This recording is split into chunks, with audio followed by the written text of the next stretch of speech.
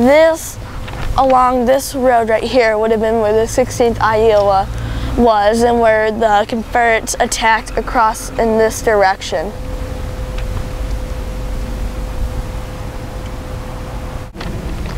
Now, if you're the 16th Iowa, you have Confederates in front of you attacking you from this direction, and you have the 13th Iowa, which pulled back out there, and now have Claiborne's men coming in to surround you.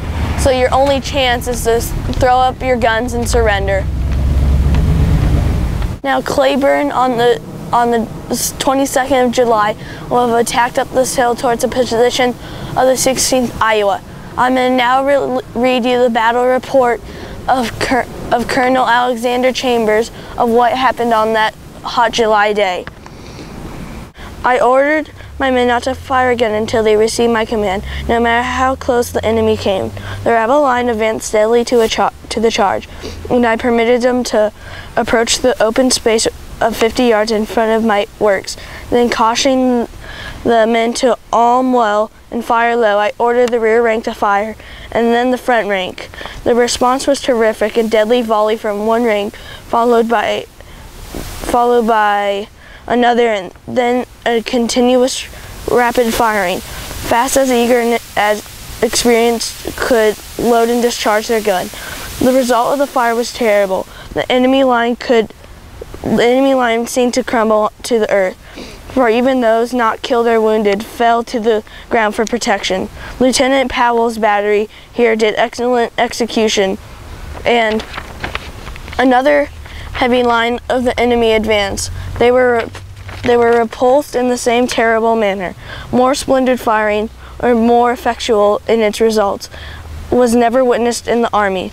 The 2nd and 8th Arkansas regiments with 2 Texas companies got into a position in our front in which they could not advance and dared not attempt to retire, but hugged the ground close, suffering a terrible fire. While thus lying down, they raised the white flag. I ordered the firing to cease, and these regiments threw down their guns and hurried over to our works as prisoners. We had at this time double the number of prisoners we had men in ranks. A part of these men were sent to the rear, but before the remainder could be secured, the enemy had taken the 13th works immediately in our rear and commenced a heavy firing into our ranks. The report then describes the desperate situation in which the regiment was placed, how the fighting was continued against tremendous odds until it became evident that the other regiments of the brigade had been outflanked and compelled to abandon their works. When all hope of receiving reinforcements being abandoned, the brave officers and men of the 16th Iowa reluctantly surrendered themselves as prisoners of war. At the conclusion of this report, Lieutenant Colonel Sanders shows the utter hopelessness of the situation, and that he could not have been justified in urging his brave men to further resist. He says, "At the time of our surrender, we were entirely out of ammunition. The rebels had been so long in our rear that supplies were prevented from reaching us.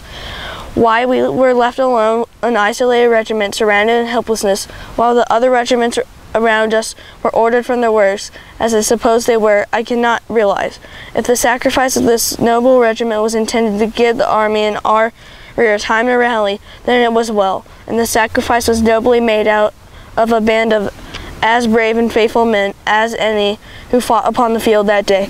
They could not be taken from the front and only surrendered when further resistance would have been suicide." Colonel Alexander Chambers, 16th Iowa Infantry.